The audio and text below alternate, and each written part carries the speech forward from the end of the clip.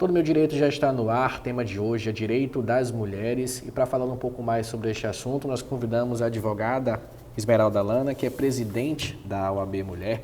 Doutora, seja muito bem-vinda mais uma vez ao nosso programa. Eu que agradeço um mês de março tão importante que chama atenção para esses direitos e a gente precisa trazer para todas as mulheres, para toda a sociedade, que há legislações no nosso país que nos protegem e que precisam, de fato, serem respeitadas. Como eu falei na abertura, doutora, muitas mulheres não conhecem, né, os próprios direitos. Quais são esses principais direitos delas e os que mais costumam ser desrespeitados? A gente tem uma série de legislações no nosso país que versam sobre o direito do trabalho, o direito criminal, a proteção, a integridade dessa mulher, direito da saúde. Então, são várias áreas que a gente tem proteção pela lei.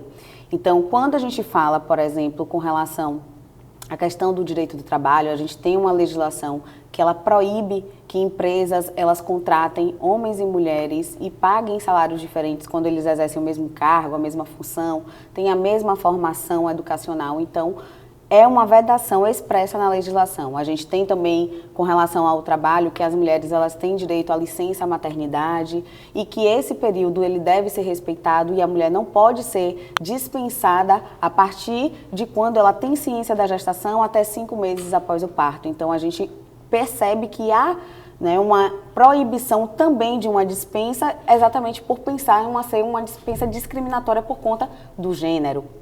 Quando a gente vai para a seara da saúde, as mulheres elas têm a oportunidade de escolher quem será seu acompanhante em exames médicos, em partos. Então, a gente tem esse direito garantido e isso também é um direito da mulher de ter esse acompanhante, fora a equipe que vai atuar, por exemplo, no parto. Então, se existe uma doula, a doula ela faz parte dessa equipe que vai dar esse suporte a essa mulher, não podendo ser colocada, por exemplo, como um acompanhante. E aí a gente vem para a questão da violência contra as mulheres. Nós temos a Lei Maria da Penha. A Lei Maria da Penha, a lei que inaugurou essa proteção às mulheres diante de violência doméstica, familiar, relações de afeto. Então, a partir da Lei Maria da Penha, a gente também teve diversas outras formas de melhorias nessa legislação, de aprimoramento dessa legislação e outras legislações, como a Lei do Feminicídio, que surgiu em 2015 e que veio para poder criminalizar a prática de matar mulheres em razão de gênero e que atualmente ela foi atualizada quando a gente percebeu que não apenas uma qualificadora no crime de homicídio ela seria necessária, mas que esse crime ele precisaria ser autônomo e ter uma pena máxima aumentada, ou seja, hoje a gente tem no nosso país que o crime de feminicídio ele tem uma previsão legal de uma pena de até 40 anos. Doutora, em qual momento a mulher pode dizer isso não é normal, é violência? A gente fala que a violência ela não começa com um tapa, com um soco, com um enforcamento. Então a gente precisa analisar outros pontos.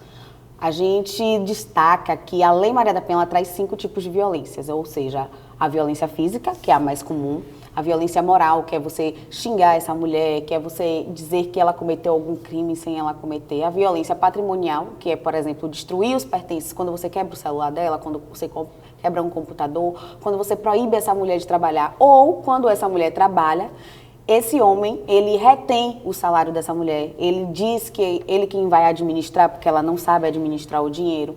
A gente tem a violência sexual e a violência psicológica, que essa é o que a gente fala que é a invisível. Por vezes, nem a mulher ela consegue identificar que está sofrendo essa violência e tempos depois que ela percebe ou quando sofre alguma outra violência, que ela busca ajuda, que ela consegue compreender que essa violência psicológica ela já aconteceu. Ou seja, reduzir a autoestima dessa mulher, dizer que essa mulher ela não vai achar outra pessoa, que só ele é quem gosta dela, impedir de ela ter contatos com familiares, com amigos, para fazer com que exista uma dependência emocional. Então, essa dependência emocional, junto com uma dependência financeira que eventualmente também exista, faz com que essa mulher permaneça nesse ciclo de violência. E por que a gente fala de ciclo de violência? Porque ele começa com uma fase de tensão, depois vem a explosão, que é uma violência que acontece, E depois vem a fase da lua de mel. Entrega flores, chocolate, presentes, leva para viajar, para passear, para confraternizar com a família. Mas a gente está falando de um ciclo. Vai voltar todas essas outras fases e a gente tem um avanço dessa violência. Cada vez vai ficando mais séria. E o ápice dessa violência, infelizmente, é o feminicídio. Então não é só a agressão física que é considerada crime, não é isso, doutora? Exatamente. A gente tem todas essas outras violências que são tipificadas e faz com que a mulher tenha uma proteção. A Lei Maria da Penha, ela traz que as medidas protetivas, elas são colocadas para a proteção da mulher, para o agressor ele ser obrigado a cumprir, independentemente de qual tipo de violência aconteça. E precisamos ressaltar, quando a gente fala de registrar a ocorrência na delegacia, é extremamente importante para que todas as medidas elas sejam tomadas, mas o pedido de medida protetiva ele não é condicionado ao registro do boletim de ocorrência. Então, essa mulher ela pode solicitar as medidas protetivas, ainda que ela não tenha registrado a ocorrência, e também ter o apoio da rede de proteção com relação a acompanhamento jurídico, psicológico, assistencial, independentemente também de ter registrado essa ocorrência. Mas a gente sempre indica que essa ocorrência ela seja registrada para que o poder público ele tenha ciência e ele possa tomar as medidas necessárias cabíveis para que esse crime não volte a acontecer. Então, humilhação, só para a gente entender e confirmar essa informação, humilhação, ameaça, controle do dinheiro também entram na Lei Maria da Penha. Com certeza, a Lei Maria da Penha traz que esses são os exemplos de violência física, de violência psicológica, de violência patrimonial, de violência moral, de violência sexual. Então, todos esses tipos de violência estão previstos na Lei Maria da Penha e permite que a mulher ela seja protegida, tenha inclusive a proteção das medidas protetivas e o descumprimento dessas medidas protetivas é um crime. Então, tem o crime com relação à violência e tem o crime com relação ao descumprimento dessas medidas protetivas que eventualmente esse agressor venha a cometer. Doutora, mesmo que a mulher seja essa vítima, né, de violência, de agressão, ela pode fazer a denúncia sem precisar de provas, de testemunhas, como é que ela deve agir? A gente sempre fala que a violência contra a mulher, infelizmente, ela acontece dentro de casa. E às vezes essa mulher ela está sozinha, ela não está com alguma parente, ela não está com uma amiga, às vezes o vizinho né, não consegue ouvir nem ver essa violência acontecendo. Então, o que é que a gente vai fazer dentro de um processo como esse, que é tão importante, tão delicado e que tem a questão das provas não visíveis para outras pessoas? A gente pode comprovar, por exemplo, através do exame de corpo de delito, quando há uma violência física, mas uma violência psicológica, essa mulher ela vai trazer a versão dos fatos dela, ela vai comprovar depois uma forma como esse homem ele tratou em público outras vezes, alguma mensagem, algum e-mail, alguma forma de intimidação que tenha porventura acontecido, alguma ameaça que às vezes vem escrita. Então, se você sair com essa roupa e eu lhe encontrar na rua, eu vou lhe matar, eu vou lhe bater, se você não for minha, não vai ser de mais ninguém. Então, servem também como provas, não apenas a prova testemunhal, mas provas documentais, prints de conversa, áudios, ligações gravadas, também são meios de prova e, claro, a palavra da mulher. Com relação ainda sobre a medida protetiva, a senhora falou agora há pouco, quando solicitar essa medida e qualquer mulher tem direito a isso, doutora? Sim, a Lei Maria da Penha, ela traz que qualquer pessoa que se identifique como mulher, ela será protegida pela Lei Maria da Penha. Então, mulheres trans, né, mulheres cis, elas são protegidas pela Lei Maria da Penha e tem 2 artigos na legislação que trazem quais são esses tipos de medidas protetivas, mas a cada caso também o juízo ele pode analisar uma outra medida para que seja necessária adotar naquele momento para a proteção dessa mulher. Então a gente tem uma medida protetiva que é bem conhecida como o afastamento do lar, como manter distância dessa mulher, proibição de contato com ela, com os filhos às vezes, porque essa violência pode ser estendida, com relação a familiares, testemunhas. Então existem diversas medidas protetivas e ela pode pedir a partir do momento que ela se sentir ameaçada, que ela identificar essa violência e esse requerimento ela pode fazer através da rede de apoio e proteção, através da delegacia quando registrar a ocorrência, através do Ministério Público, da Defensoria Pública, de advogado particular. Então, a gente tem esse sistema também interno dentro do Centro de Referência, dentro da Secretaria Municipal de Direito das Mulheres, que também dará esse apoio, suporte e farão esse requerimento e acompanhamento. Doutora, recentemente nós observamos um caso de uma atriz, né, que estava sendo vítima de stalking, né? Como a mulher deve agir nesse caso, ligar o sinal de alerta? Esse crime de stalking ele é recente na nossa legislação e ele veio para trazer uma lacuna para fechar uma lacuna legislativa que existia, exatamente porque existe uma perseguição não apenas física, de acompanhar até o local de trabalho, até a casa, por onde essa mulher se desloca durante o dia a dia, mas também virtual. Então, fazer perfis fakes, mandar mensagem em outros aplicativos, ligações insistentes. Então, tudo isso é tomado como um crime de stalking e é possível essa mulher registrar a ocorrência, solicitar medidas cautelares que vão lhe proteger e que, caso continue acontecendo, também renovar essa informação para a Polícia Judiciária, a Polícia Civil, para que se tomem essas medidas necessárias para a proteção dessa mulher. Importunação sexual, assédio sexual, há diferenças, né? Exatamente. Quando a gente fala de assédio sexual, que é o termo comumente utilizado, o assédio, a gente está tratando de uma situação que acontece no âmbito de trabalho, no âmbito que exista uma hierarquia. Então, o objetivo é que utilizar dessa posição hierárquica para ter alguma vantagem. E a importunação sexual, ela pode acontecer em diversos locais, como, por exemplo, no transporte público, né, em festas como carnaval, micareta, shows. Então, são eventos que não têm nenhuma ligação com relação à hierarquia, são pessoas que, inclusive, se desconhecem e que pode acontecer. E aí, o que seria essa importunação sexual? Aquele olhar lascivo, com vontade, com desejos sexuais, o toque não autorizado, a encoxada no ônibus, puxar o braço, puxar o cabelo, um beijo forçado. Então, tudo isso é considerado uma importunação sexual. Tem uma previsão legal de 1 a 5 anos no nosso Código Penal. É uma legislação nova também, ela vem de 2018. Então, a gente percebe, inclusive, que vem tendo um crescimento de registros de ocorrência de importunação sexual. Mas a gente trata isso também como a ciência da sociedade desse crime, da existência desse crime, aliado que anteriormente não existia um crime, como a importunação sexual agora tem uma legislação. Então, a partir do momento que a gente tem criminalizado, a gente passa a tratar esses dados exatamente como importunação sexual e por isso que a gente precisa difundir que a importunação sexual é crime e não precisa, né, por vezes, tocar no corpo da mulher. O surgimento dessa legislação se deu quando, dentro de um transporte público, um homem ele ejaculou enquanto estava ao lado de uma mulher.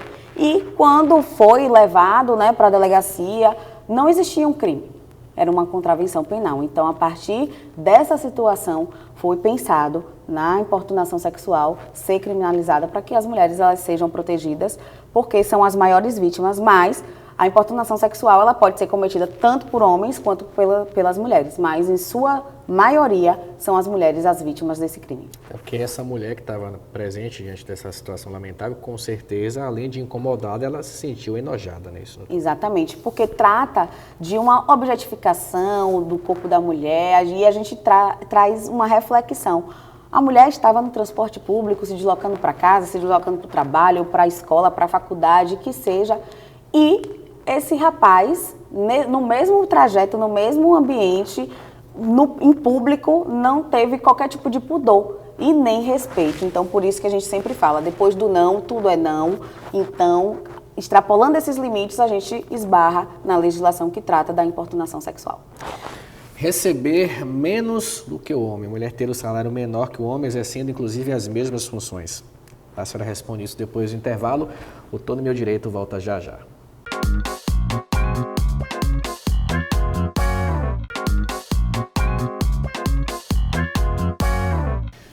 O Tô no Meu Direito está de volta para falar sobre os direitos das mulheres. A advogada Esmeralda Lana, presidente da OAB Mulher. Doutora, mês passado tivemos o carnaval. É comum a gente ver cenas de importunação, né, sexual, como a senhora citou no bloco anterior.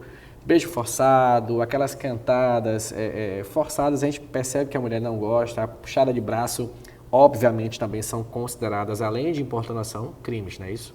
Exatamente. A gente fala que não é porque estamos fantasiadas, não é porque estamos numa festa de rua, né, o maior carnaval do mundo, a gente vai ter a liberdade de tocar, de abusar de outra pessoa. Então, quando esse toque ele não é permitido, quando esse beijo ele é forçado, quando vem de uma situação não autorizada, a gente vai tipificar como a importunação sexual. Então, por isso a importância de as pessoas saberem da existência desse crime para que não seja cometido e, caso infelizmente aconteça, que as mulheres imediatamente busquem os postos, né, da Secretaria da Mulher, que vai estar em todo o circuito, Ministério Público, a própria Polícia Civil, para que relate essa situação e identifique esse agressor. Ainda falando sobre o stalking, doutora, a questão das provas com relação a esse crime, os áudios, prints de conversas, eles podem, claro, ser considerados como provas, não é isso? Exatamente, porque muitas das vezes esse stalking ele acontece apenas no ambiente virtual. Então, mensagens, áudios, e-mails, perfis de redes sociais, mensagens em redes sociais, elas servem sim como forma de prova, além de trazer todo o relato e toda a investigação, que vai ouvir a vítima, ouvir o agressor. E a gente tem hoje, a gente destaca, né, que internet não é terra sem lei. Existe investigação, existem núcleos especializados para que se identifique essa pessoa que, em tese, a gente não sabe quem é, está do outro lado, né, da internet, de um celular, de um computador, mas é possível rastrear e identificar, sim, esses agressores. Vamos falar sobre o mercado de trabalho, chamada que a gente fez antes do bloco. A mulher, ela pode receber, deve receber menos que o homem, mesmo exercendo as mesmas funções dentro de uma empresa, doutora? É importante que a gente destaque que a CLT, a Consolidação das Leis do Trabalho, desde a década de 40, ela já traz que não é possível a gente ter uma diferenciação entre homens e mulheres no ambiente de trabalho. Claro que a gente vai observar. Exercem a mesma função, exercem o mesmo cargo, têm a mesma titulação, então, de fato, não tem por que o salário ser igual. Senão, é uma discriminação de gênero. E, mesmo existindo, como eu falei, desde a década de 40, a gente percebe que existe ainda empresas que fazem pagamento a menor para as mulheres, única e exclusivamente por se tratar de mulher.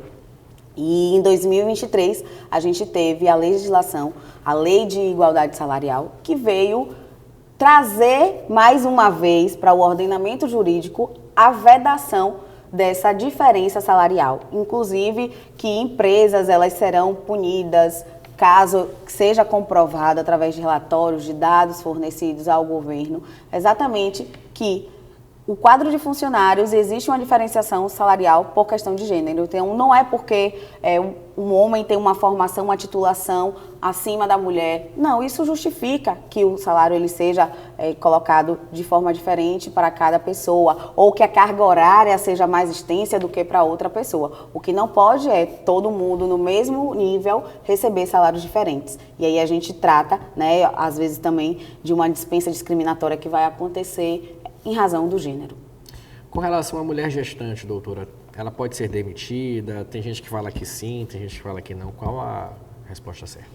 A mulher que, a partir do momento que ela descobre que ela está gestante, ela tem a estabilidade. Ou seja, caso aconteça uma dispensa sem justa causa, essa mulher ela pode ajuizar uma ação trabalhista para que ela seja colocada novamente de volta ao seu posto de trabalho. Por quê? Porque se dentro desse período de estabilidade não existe motivo para que essa mulher ela seja dispensada, isso se torna uma dispensa discriminatória. Até porque existe também a previsão na CLT de que essas mulheres elas devem gozar do período de licença maternidade. Então, qual é esse período? Ou 120 dias, ou a depender da empresa, se ela for empresa cidadã, ela pode se estender por mais 60 dias. Então, a gente tem que conhecer esse direito, por quê? Porque os empregadores, eles não podem fazer nenhum tipo de dispensa, além de respeitar esse período de estabilidade, assim como essas mulheres, para que elas tenham consciência que, caso aconteça, é possível reverter na Justiça do Trabalho. Doutora, ainda sobre gravidez, em casos de violência sexual, uma possível, gestação, o que é que a lei diz para essa mulher? O que é que ela deve fazer? Primeiramente, essa mulher ela pode buscar o atendimento na rede de saúde. Não é necessário que ela registre uma ocorrência para que ela tenha um atendimento na rede de saúde. Então, não pode haver esse condicionamento. Até porque a gente está tratando de um bem-à-vida, de uma mulher que foi exposta a uma violência sexual, a um crime que aconteceu, um estupro ou estupro de vulnerável, vai depender da condição da mulher naquele momento. E, após todas as profilaxias, após toda a mulher ser atendida e ter esse suporte, inclusive emocional, é possível que ela interrompa essa gravidez. A previsão legal de que as mulheres que sofreram estupro, elas podem buscar, sim, a interrupção dessa gestação, ou caso ela deseje levar essa gestação a termo, depois colocar essa criança para adoção e durante todo esse período ter todo o acompanhamento com a rede de saúde, com o SUS, com o pré-natal, com as consultas, com os exames e, claro, o apoio psicológico. Posteriormente, ela desejando buscar a delegacia e comunicar esse fato para que seja investigado, para que seja apurado, identificado esse agressor e ele responda criminalmente. Quais são os direitos garantidos às mulheres no atendimento pelo SUS, doutora? Com relação à questão de saúde, as mulheres elas têm um prazo, por exemplo, quando diagnosticado câncer, para ter atendimento com relação a exames e consultas médicas, para que seja feita cirurgias, com relação também à reconstrução mamária, é direito dessa mulher, então a prótese de silicone, todo o acompanhamento, até o final desse tratamento, até uma alta com relação à quimioterapia, radioterapia, cirurgia, enfim, o tratamento médico indicado. Com relação também à questão de saúde, as mulheres elas têm a mamografia que reduziu a idade, então a gente tem que esse exame tão fundamental e para a identificação precoce do câncer de mama deve ser disponibilizado na rede pública de saúde. São diversos direitos, com relação à saúde para que as mulheres elas sejam atendidas e, claro, a depender do caso identificado, elas tenham até mesmo prioridade, como é o caso de um câncer. Doutora, antes de a gente encerrar o nosso programa, quais são os contatos que toda mulher, em termos de segurança, precisa ter salvo no celular? O Disque 180 é um número extremamente importante. É vinculado ao Ministério das Mulheres, ao governo federal, para que ela receba informações, orientações, quando estiver sofrendo algum tipo de violência, locais que ela pode ter ajuda. Mas a gente ressalta, se uma violência ela está acontecendo naquele momento, trata-se de uma urgência, de uma emergência. Então, Disque 190, o número da Polícia Militar, será imediatamente dada prioridade a essa ocorrência e ressaltamos que as denúncias elas também podem ser anônimas, então convocamos toda a sociedade, aos vizinhos, parentes, amigos, familiares, que denunciem, que tragam essa responsabilidade também para si. Alguém que está pedindo socorro, que conta de uma agressão, a gente pode fazer essa denúncia anônima e que toda essa situação ela vai ser apurada para que essa mulher ela tenha um suporte necessário para que ela se proteja e para que, infelizmente, a gente não tenha mais um número de feminicídio, porque a gente tem dados alarmantes no nosso país. Doutora, para a gente fechar essa edição do Tô no Meu Direito, qual a mensagem que a senhora deixa para a mulher que está nos acompanhando agora, que percebeu ao longo dessa entrevista que acabou sendo vítima, teve seu direito violado?